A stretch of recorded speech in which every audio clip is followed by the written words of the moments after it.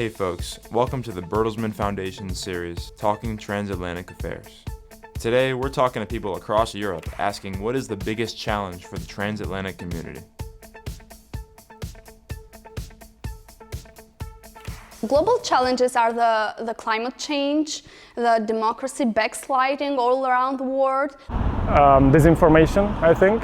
There are some foreign actors who are trying to interfere in, for example, in European elections. Now with the rise of AI, we have to see how we are going to face the future and how we are able to control information. The rise of China, the rise of AI. We have the threat coming from countries with other values such as China about rare earths exploitation, resources, artificial intelligence. This shows us that the most important glue for our alliance is the values. There needs to be more cooperation, and not just in bilateral meetings, but with concrete results and with concrete outcomes. Supposedly, we have to have the same opinion.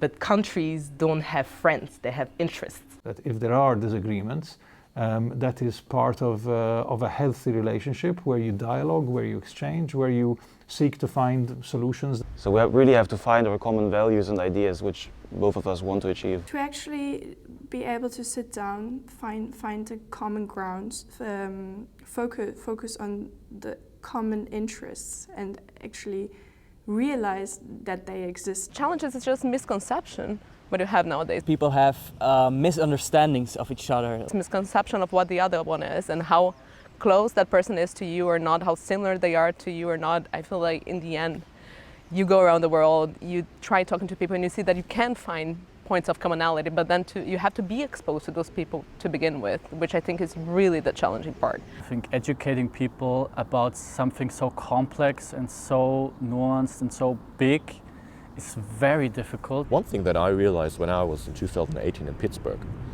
that the problems of the people there are similar to the problems in East Germany. That there is a risk of misperceptions of where our priorities lie. So at the moment, for example, a lot of people in the United States, but also in Europe itself, are suspicious when they hear Europe talk about strategic autonomy. The relationship seems to be father tells son what to do. In the order of US tells the EU what to do. My solution, if I can offer it, is a strategic autonomy for the European Union. This means to be able to have our own military, for example. The the necessity for Europe to find its own role in this partnership. To have a strong partnership, we need to have equality between the partners, and Europe needs to find its autonomy and not to be just a follower.